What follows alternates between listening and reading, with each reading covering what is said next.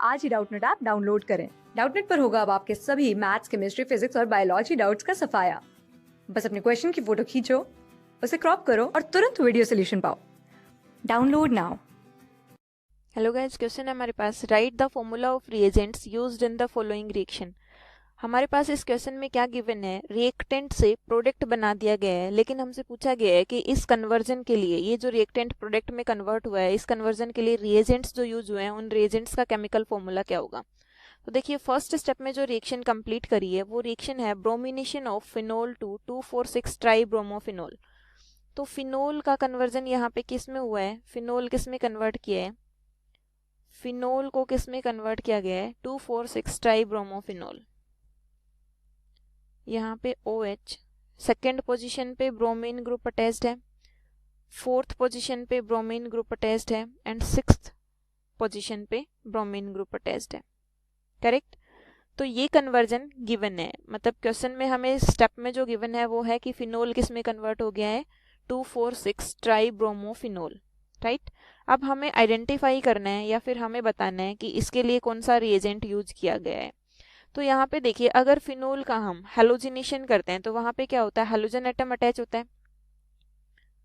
अगर phenol halogenation process से proceed होता है या फिर हम यहाँ पे हेलोजिनेशन करते हैं तो हमारे पास प्रोडक्ट क्या बनता है, फिनोल के ortho and para position, ortho and para halogenated products मिलते हैं हमें। ठीक है। ऐसा क्यों होता है कि जो हैलोजन एटम होते हैं, फॉर एग्जांपल क्लोरीन, ब्रोमीन, ये कौन सा इफेक्ट शो करते हैं हमारे पास, ये +R इफेक्ट शो करते हैं। करेक्ट।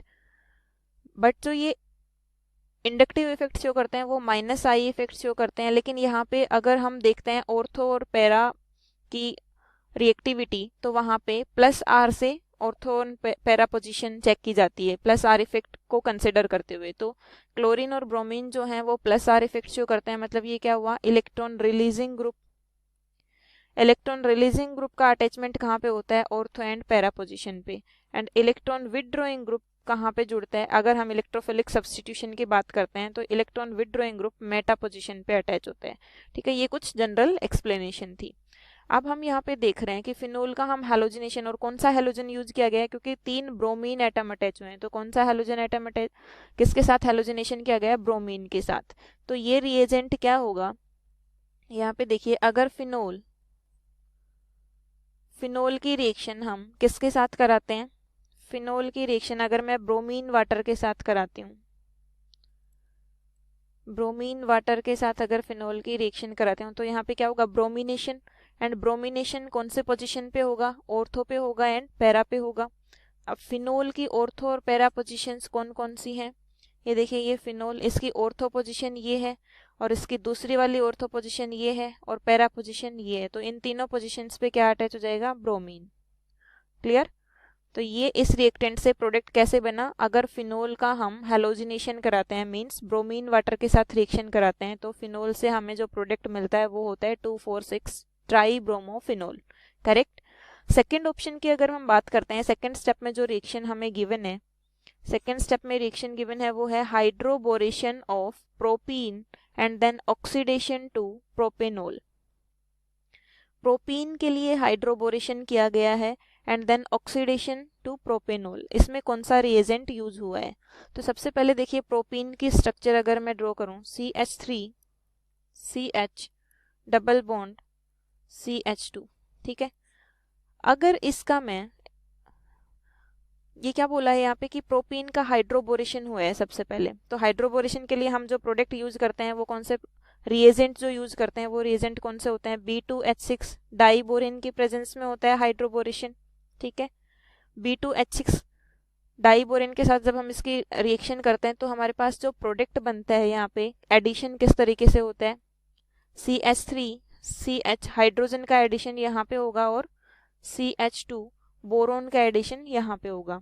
अब इसके बाद क्या बोला है नेक्स्ट स्टेप में, इसके बाद हमें बोला है कि हाइड्रोबोरेशन तो कराया प्रोपीन का and then oxidation to propanol, और उसके बाद उसका प्रोपेनोल में कन्वर्ट हो गया ये। तो प्रोपेनोल में कन्वर्ट होने के लिए क्या होना चाहिए हमारे पास, यहाँ पे देखिए, प्रोपेनोल में कन्वर्जन के लिए क्या चेंजेस आने चाहिए यहाँ पे, अल्कोहलिक फंक्शनल ग्रुप अटैच होना चाहिए, तभी तो वो प्रोपेनॉल बनेगा, क्योंकि 3 कार्बन की तो चेन है लेकिन यहाँ पे बोरोन अटैच है।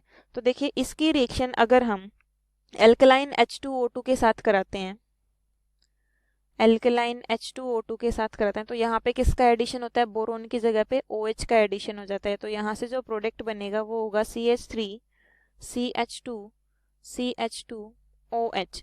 तो देखिएगा यहाँ पे जो रिएजेंट हमने लिया था, रिएक्टेंट, वो था प्रोपीन, एंड प्रोपीन को फाइनली हमने किस में कन्वर्ट कर दिया, प्रोपेन 1-ऑल, प्रोपेन 1-ऑल।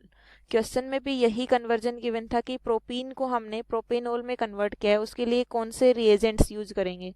तो उसके लिए जो हमने रिएजेंट्स यूज किए स्टेप बाय स्टेप वो मैं लिख दे रही हूँ यहाँ पे। सबसे पहले हमने डाइबोरेन के साथ रिएक्शन कराई। डाइबोरेन का फॉर्मूला हमारे पास रहता है B2H6, राइट। डाइबोरेन के साथ रिएक्शन कराने के बाद में followed by alkaline H2O2, alkaline H2O2। तो देखिए यहाँ पे हमने डाइबोरेन के साथ रिएक्शन कराई, उसके बाद सेकंड स्टेप में किसके साथ रिएक्शन कराई थी, एल्कलाइन H2O2, जिससे कि हमारा जो रिएक्टेंट था वो किस में कन्वर्ट हो गया, अल्कोहल में। और क्वेश्चन में भी हमसे यही पूछा गया था कि प्रोपीन को प्रोपेन ऑल में कन्वर्ट करते हैं तो कौन से रिएजेंट यूज होंगे। तो जो रिएजेंट यूज हुए हैं वो है डाइबोरेन, ठीक है, जो रिएजेंट यूज हुआ है वो है डाइबोरेन B2H6, और उसके बाद H2O2 के साथ उसकी रिएक्शन कराई नेक्स्ट स्टेप में, तो वहां से हमें अल्कोहल की फॉर्मेशन हुई। Okay guys, thank you. Class 6 से 12 से लेके नीट IIT JEE मेंस और एडवांस के लेवल तक 10 मिलियन से ज्यादा स्टूडेंट्स का भरोसा। आज ही डाउनलोड करें डाउटनेट ऐप या व्हाट्सएप कीजिए अपने डाउट्स 8400 400 400 पर।